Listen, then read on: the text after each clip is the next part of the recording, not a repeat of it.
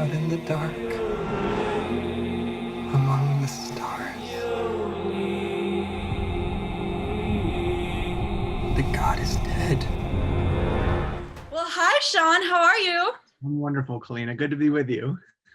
Before we even start, I just have to say how proud I am of you. I have a special privilege that I know you personally and have been kind of a little bit aware of the behind the scenes journey of you getting to this point, and it has been so exciting to watch. And now that it's finally all kind of coming to fruition and your book is about to come out, it's very, very exciting to be doing this with you today. Well, this is really special to be interviewed by you because I'm expecting the best, the highest quality from you, and so I can't wait to see what you've got in store. And thank you just so much for giving me the time and this platform because I think that this is a really fun story that people need to hear more about. So let's dive into it.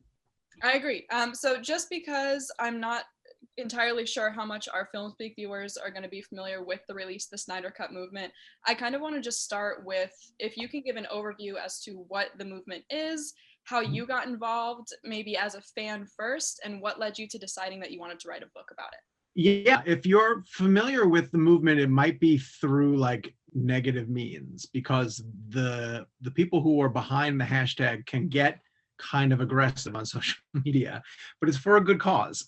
They are largely huge supporters of the director Zack Snyder, and we're buying into heavily his take on the DCEU, which started in Man of Steel and went over to Batman vs. Superman, and was supposed to continue in 2017 with the release of Justice League. But for various reasons, which are explored deeply in the book, Zack had to leave the project for a family tragedy, and he got replaced by Joss Whedon, who was the big Marvel guy at the time after directing 2 Avengers films, which on the surface seems really strange too, to get the Marvel guy to come over and fix a DC movie.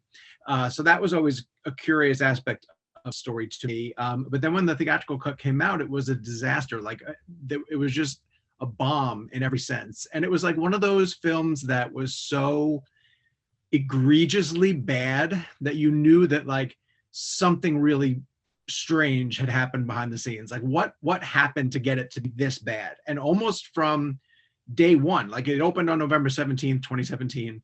All these fans went out to go see it, for opening night because they were so fired up to see it.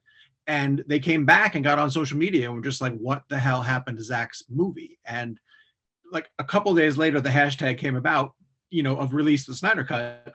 But those people really were there from day one, like trying to figure out what had happened to the version of the movie that they wanted to see. So this book gets into a lot of what happened to the movie, like how did it get to be so bad? And then it really picks up the torch and people along who created this release the Snyder Cut movement and how they sort of branded that campaign for themselves and the amount of really crazy sort of marketing things they did to raise awareness with Warner Brothers to let them know that they wanted to see this cut, which is now finally coming in March of 2021. We just don't have a release date yet, though. Okay, gotcha. So you're a podcast host, you're the managing director for Cinema Blend, you're an entertainment journalist, you're an author. Was this kind of brought to your attention, the movement, just by way of what you do for a living? Or was it specifically brought to your attention like, hey, we think you're a guy who should be aware of this because you have read comics your whole life, if I remember correctly? Yeah, I'm a huge comic fan. And we really just covered every step of this movement at Cinema Blend. And so I was pretty versed in what was going on with it. But much like yourself, I'm a Marvel person. So I appreciated everything that the MCU was doing and kind of looked at what DC was trying to do and pointed out how many times that they were like falling on their face. And this was another big example of them falling on their face kind of thing. And it made me realize how hard it is to put a cinematic universe together. So I was reporting on that for years, just every time something new would happen. So I was familiar with the movement from that reason. Another reason why I was really fascinated in the movement too is because Zack Snyder himself would encourage it at almost every turn. And he used a social media tool called Vero that literally no one else on. It's like him and Michael Fassbender and then their fans who use it. But he would use it specifically to tease out images and videos and things to say like, hey, here's stuff that's in my cut, and really egg the movement on and encourage them to keep fighting for it. So every time that he would put something new on, we would cover it on Cinema Blend. And I was and then tracing that whole path, you felt the momentum for the push get stronger and stronger and stronger. And eventually they would do a bunch of things that truly needed to be covered. Like they would rent out a plane and fly over the Warner Brothers studio with a banner behind it that said release a Snyder Cut. Or they would get Subway, the social media team for Subway, to donate, X amount of subs if they got so many retweets for Feed America, because Zack and Ben Affleck are fans of it. So the movement was really creative in terms of the way that they tried to raise awareness, and we were always covering it. I just never thought that I would dive so fully into the story of it. Absolutely. I apologize, by the way, if I have to mute from time to time. There's usually an ambulance every 10 minutes where I live, so I just don't want it to interfere with the audio. So what I'm loving about your book that I wasn't even expecting necessarily is there's a lot of like fan testimonials. Like you really engaged with the community to kind of emphasize why this movement is so important and why it's grounded in passion and love. And the subject matter that kind of revolves around Zack and Debbie's departure from the film is really hitting home with a lot of people.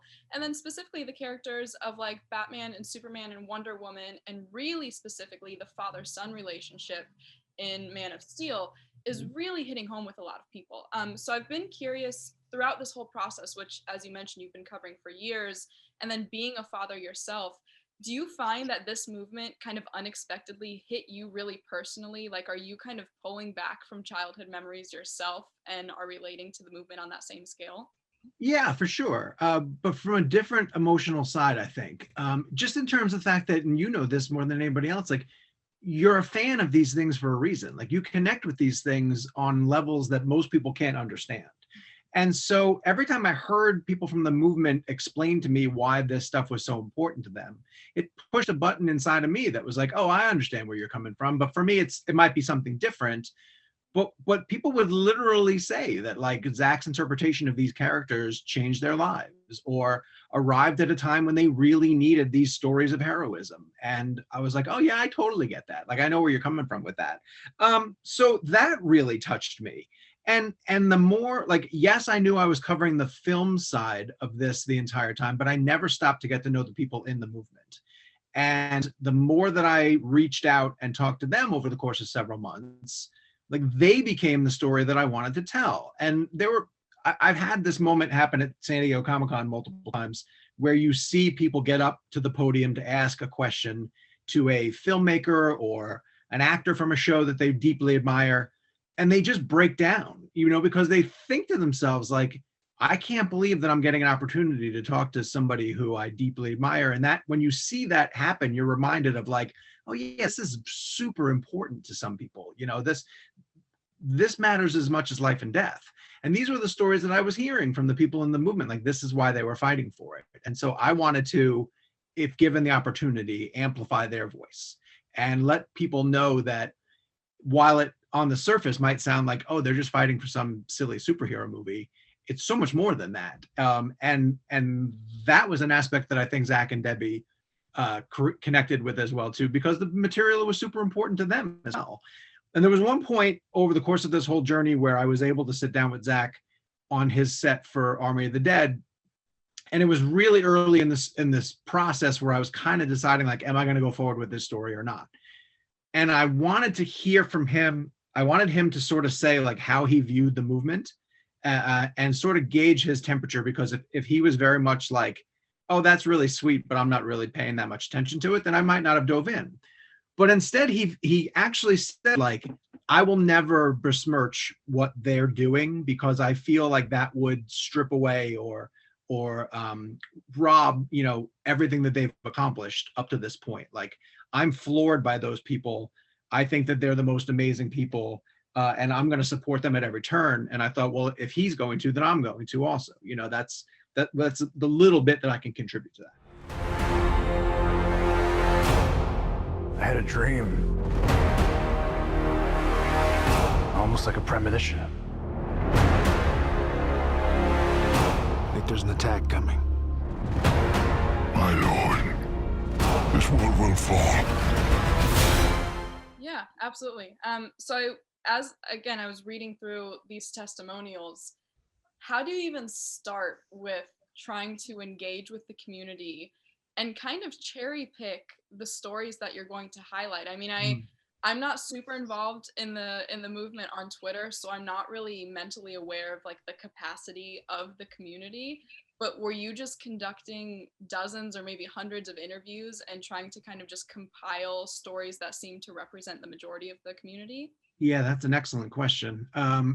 Because you have to sort of weed out which stories first work into the narrative that you're trying to put together. And that was strange to see those sort of snap into place, because you'd hear about some story and then you'd realize it fit in a really good spot in the story that you're trying to tell. Or you'd come back around. I get a lot of accounts from really diehard fans who tell me about their opening night experience, you know, and how just horrifying and just soul crushing it was. So a lot of that's important. But then you also have to get into what aspects you can trust, because there's some people who are on social media who aren't necessarily part of the movement.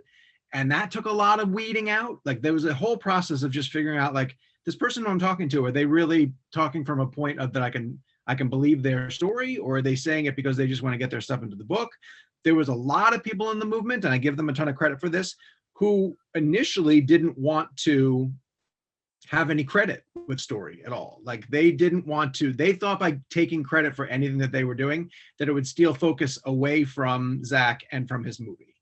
And I got to the point where I had to say to them, like, I get what you're saying and I respect that, but the story is going to get told and you guys did the work. So, you know, I don't think you're taking credit for it. You're just standing up and saying, like, this is what we did. Because eventually I'm going to present this story and it's going to say, these are the people who did it.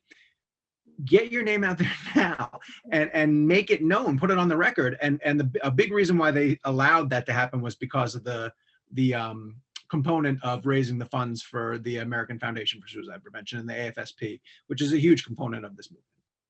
Absolutely. Now there's a fantastic quote from Debbie in your book that I don't want to mess up because I think it's so important. She says that people do not like to see their heroes deconstructed. And I sat with that quote with her for a while because I thought it was kind of such a great analogy for the entire movement itself. You know, like the whole problem with Justice League is people felt like the movie was deconstructed. They felt like it wasn't representative of Zack's vision and the movie they were expecting. The characters then by default are deconstructed. They feel like Zack, the hero in this analogy, his work is being deconstructed. He's being literally removed from the project. And then therefore his entire kind of proposal for the DCEU is then deconstructed itself. And so I really sat with that quote with her for a while. Then when you interviewed Zack, he kind of self-described his cut as, I believe you said, an Elseworld Justice League, which I understand has like a much deeper meaning in the comics that I'm not aware of. But my interpretation is that it's kind of going to be a little bit more isolated because the DCEU has kind of moved on from his vision. So I'm curious, with the community still getting the Snyder Cut, so they ultimately reach their goal, do you feel, knowing that it is going to be a little bit more isolated, that it's still going to satiate the community? And what do you think is going to be like still the long-term effect of this version of Justice League in the DCEU as a whole, now that we know we have Warner Brothers' ears? It's going to satiate the people who have been waiting for it for 3.5 years. Like, I believe that they're going to, and it's one of those, you know, you hate to call it critic proof, but it's one of those things that's going to be critic proof. The people who want to love it they're going to love it. I would love to see some people who are going into it with their knives sharpened to understand that it truly is well, I don't even know. Maybe I won't like it. You know, it's very possible that I might watch it and say like, oh, maybe this should have stayed hidden. That's always the catch-22 with this movie too. Like, everybody fought so hard to see it, but what if it doesn't work? Yeah. That's a reality. But I think that Zack has a lot of freedom to not have to be carrying, like, if you remember, and this is always really complicated with building a cinematic universe or operating within a cinematic universe. There's so many decisions, creative decisions that you have to make in that film that might not be best for that film in particular. You're setting up something else. And, you know, I hate to keep making the Marvel DC comparison, but Marvel does that pretty subtly. And there are times when they don't. There are times when it's pretty blatant, you know. DC, I felt like always did it pretty blatantly. Like they didn't figure out how to properly weave because they didn't give themselves enough time. And maybe they would have over time, you know, maybe they would have figured it out after a while. But Zack's early movies, and especially BVS, had to carry a lot of, we got to get in Wonder Woman because she's going to get her own movie. And we got to introduce Aquaman because he's going to get his own movie. And all this stuff is being teased out quickly. Now I feel like with this 4-hour cut, it's going to be the most pure interpretation of what he wanted that movie to be. Now that's a blessing and a curse, depending on how you feel about Zack Snyder. If you're being told you're getting a 4-hour Zack Snyder Justice League movie, that's either, you know, Christmas morning for some fans or torture for others. And this movie's not made for them necessarily.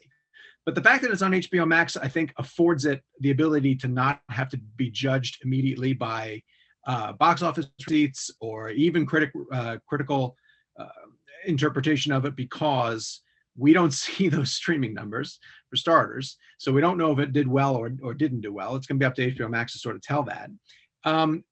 And the fact that, you know, Debbie realizes that Zack tends to deconstruct his heroes.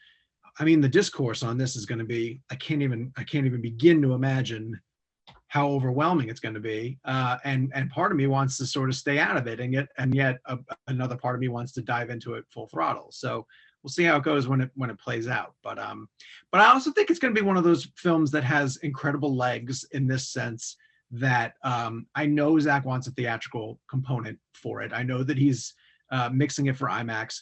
I don't know when we're going to be able to get back into theaters, but this clearly feels like the type of thing that can have its run on HBO Max, that fans would support it, whether it's in the 4-part miniseries or the 4-hour, you know, complete cut.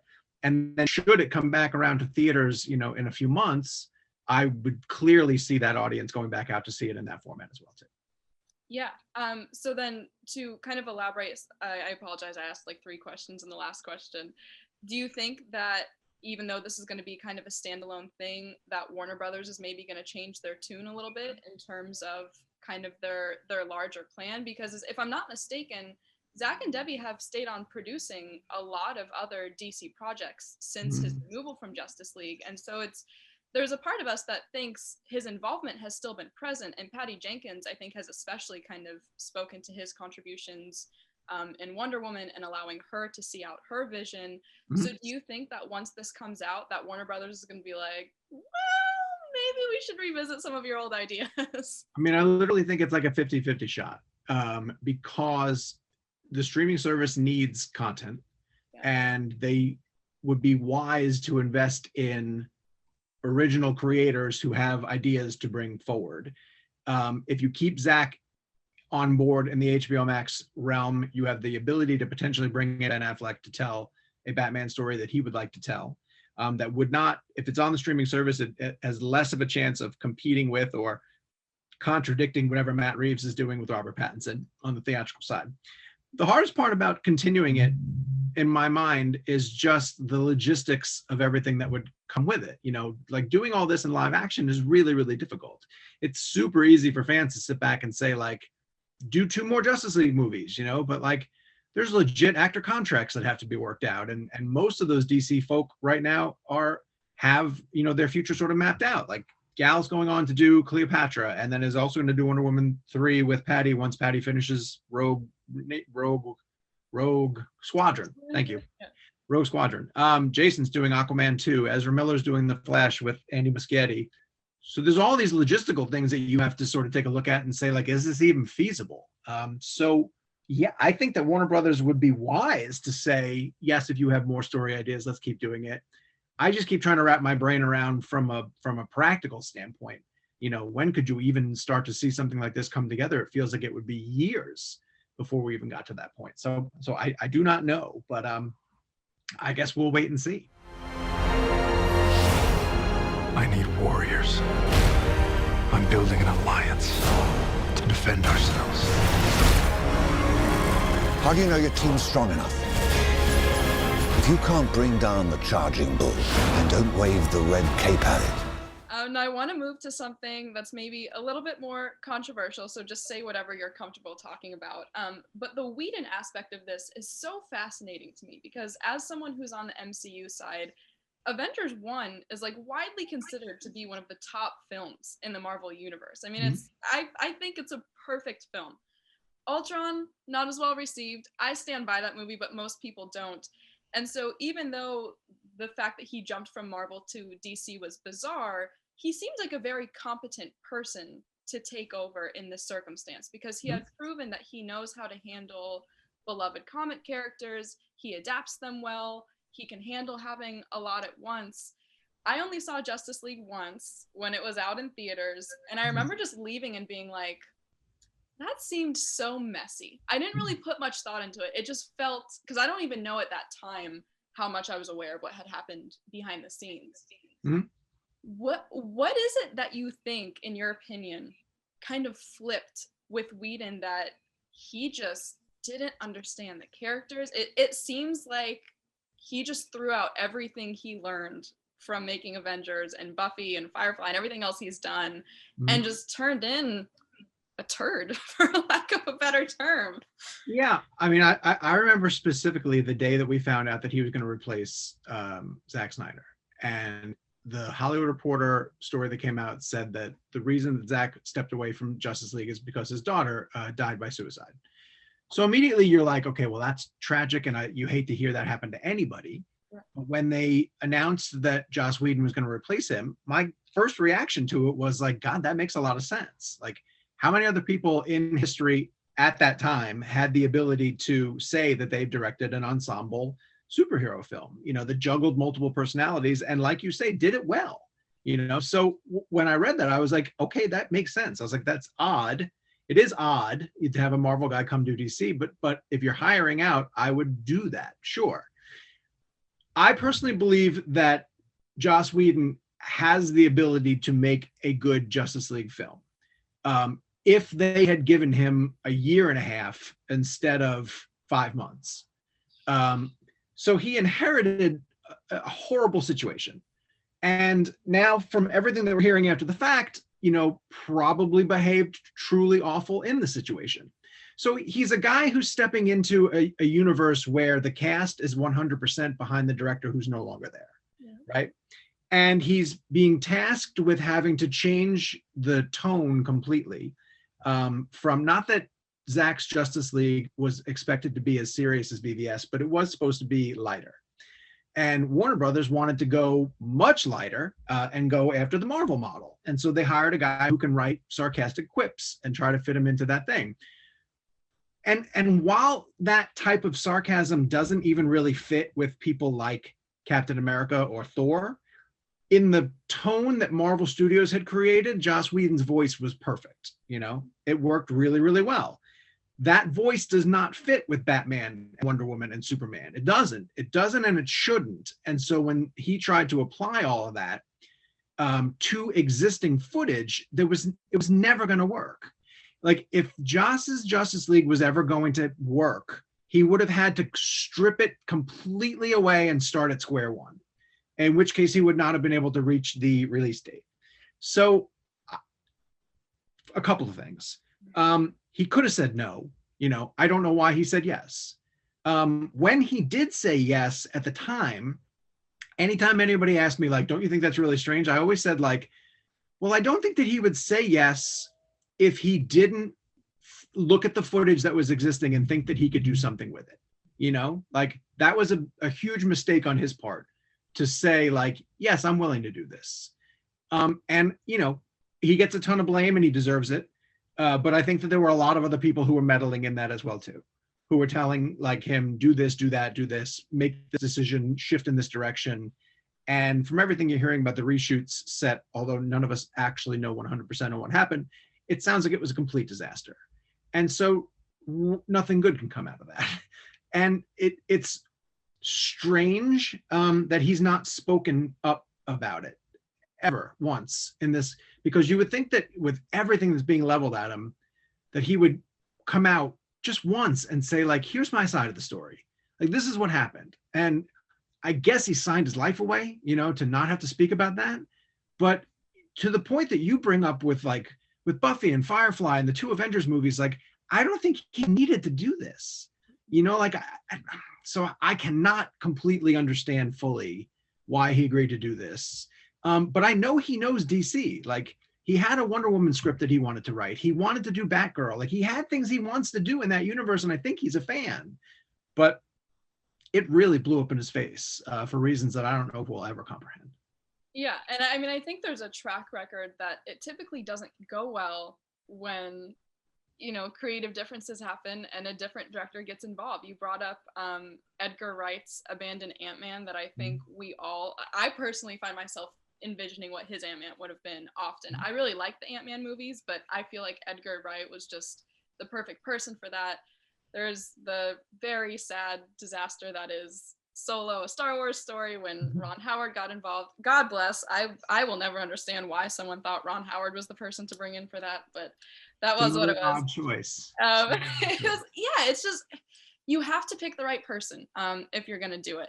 Now, I want to talk about your visit to the Justice League set, which you write about in such a kind of fun way, kind of like an inside baseball way in the book for people who don't understand. Like, when you get that after hours call or email from a publicist, which I've gotten calls and emails like that, it's usually not something good. It's usually like, hey, your interview's been canceled, which happened to me a few days ago, or something like that. But in this case, this was like a dream phone call that you were getting. Yeah. Were you aware of any of the behind the scenes stuff that was happening, or did you have any trepidations at the time that you visited the set, and were you able to kind of gauge any particular vibe while you were there? Oh yeah, no, that's another great question, because like, going into that, we knew that the studio was trying to spin the story in a different direction. We knew 100%, because they weren't thrilled with how BVS was doing, and they knew Zack was already down the path of Justice League, and they needed to start to convince people through us, the media, that Justice League was going to be different. And the telltale sign that, which we discussed in the book, is that they told us we could run our stories immediately. That they wanted to start changing the narration in the public discourse as quickly as possible.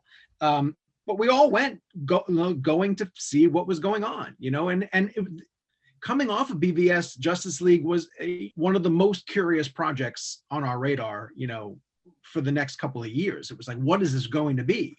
So for them to call and to say, like, literally in 2 days, hey, in 2 days, we're going to fly you over to London to go see the Justice League set, it was dumbfounding, because it was like, this doesn't happen. Normally you get told you're going to a set visit and it's like in a couple of weeks, hey, circle this date, we're thinking about going out to this place. And then when you go, you collect all this information, but you're not able to report it till much later, usually closer to the release of the film. This was, hey, you're going in 2 days, and as soon as you come back from it, you can start running your stories. And so as a journalist, you sit there and you're like, oh, okay, so you guys want us to start, telling everybody that it's all hunky-dory over there. It's days of wine and roses. And so we went, reported on it. We reported on everything they showed us. They showed us footage. They showed us a scene of Flash coming home to his apartment and finding Bruce Wayne in there. It played really well. Zack sat down with us for a long period of time and talked us through his vision for Justice League and what he would hope to do with the team building aspect of it. Talked to Debbie, got to tour all the sets, and it looked good. Everything looked promising. And so we wrote the daylights out of it. And then this was June of 2016. And then by May of 2017, Zack was gone. He left the project. That's wild. All right. So leading into, as we're kind of getting ready to close out here, this is something that I believe you guys talked about on Real Glenn, but I want to dig into it a little bit more because it really fascinates me. I personally can't think of a time where I've seen a movement like this, let alone a movement as powerful as this, where it really was like the people's voice that initiated the change. And that's, I mean, it's happening in our society too, which is great. But in terms of like my movie world, that was really fun to see.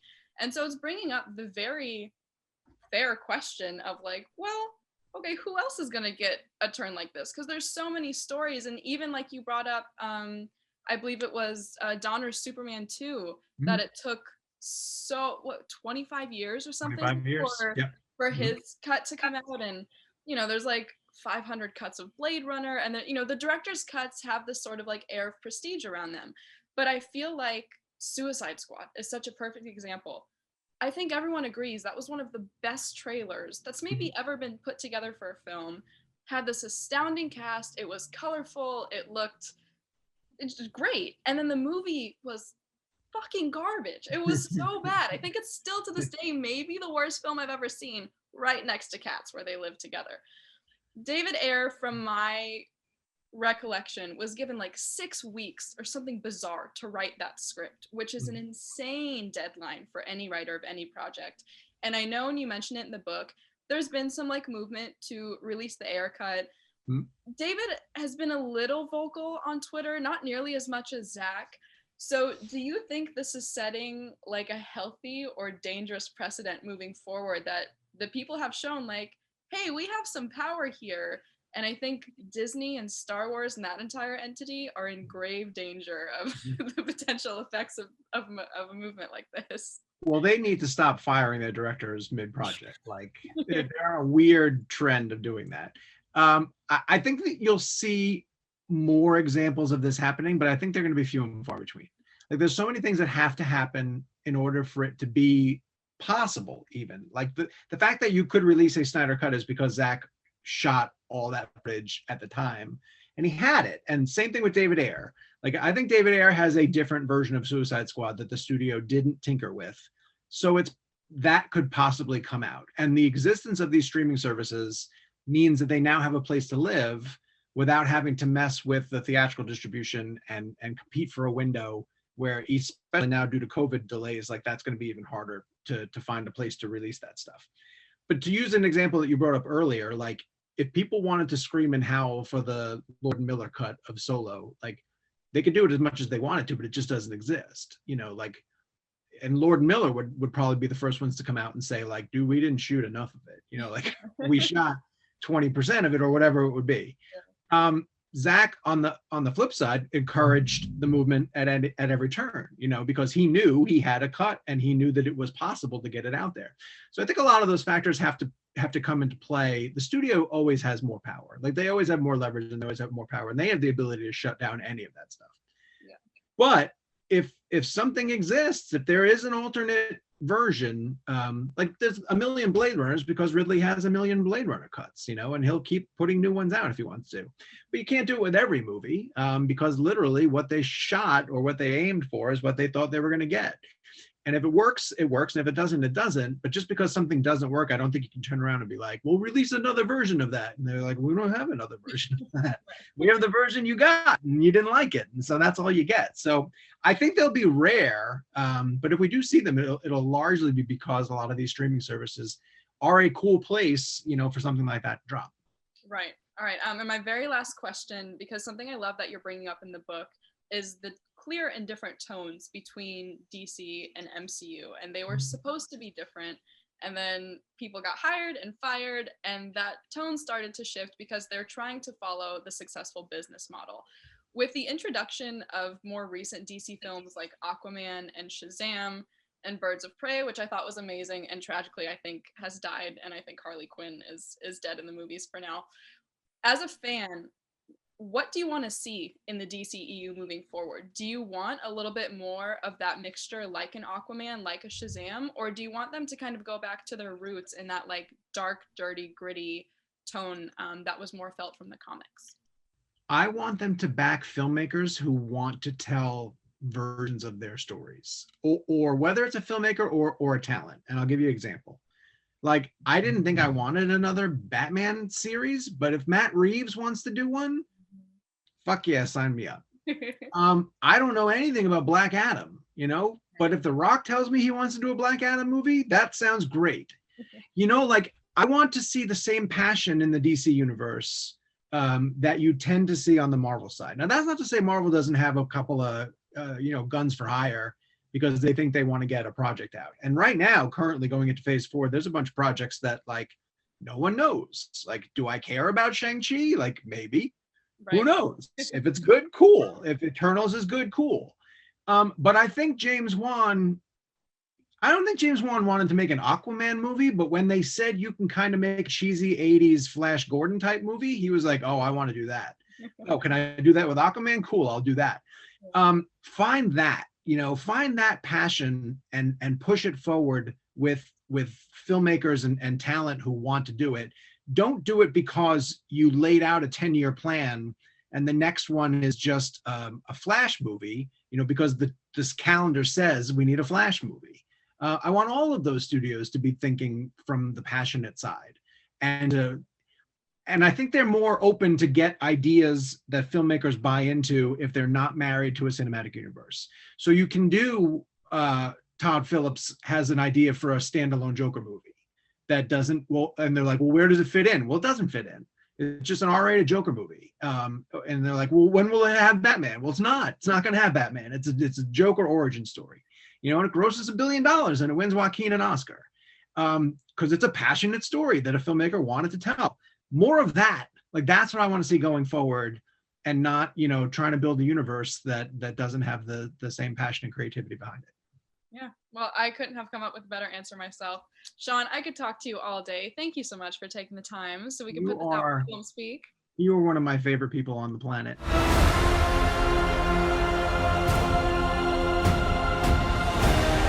You were sent here for a reason.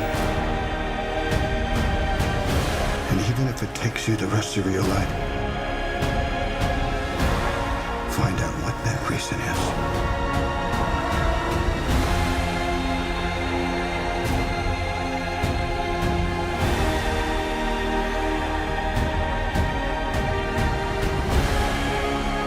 They said the age of heroes would never come again.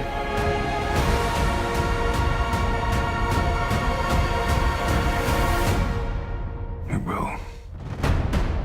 It has to.